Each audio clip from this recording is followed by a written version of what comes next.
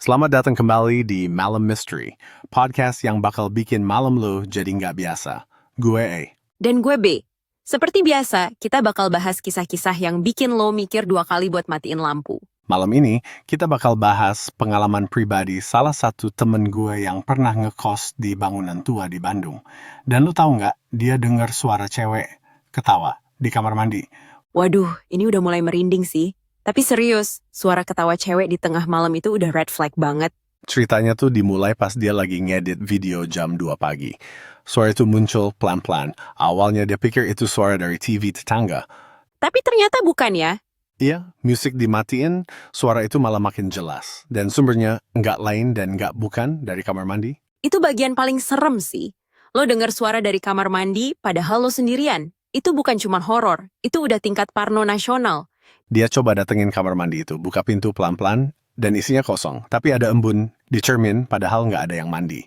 Gue penasaran sih, dia masih tinggal di situ berapa lama? 2 bulan. Dan selam itu, hampir tiap malam ada suara-suara aneh. Kadang suara ketukan di jendela, padahal kamarnya di lantai 2. Gila, itu udah kayak sinyal buat kabur sih.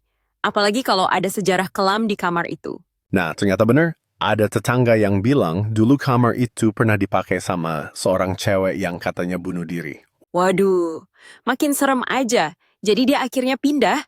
Langsung, malam itu juga dia ngungsi ke rumah teman.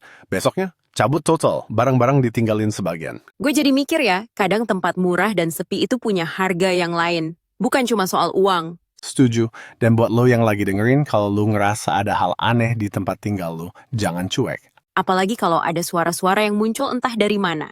Jangan diabaikan, bisa jadi itu peringatan. Oke, segitu dulu untuk malam ini. Kalau lo punya cerita horor pribadi, kirim ke kita, siapa tahu bisa jadi bahan di episode selanjutnya. Dan ingat, selalu perhatikan suara-suara yang seharusnya nggak ada. Ending music horror naik pelan. Sampai ketemu di Malam Mystery berikutnya. Tetap waspada dan jangan sendirian.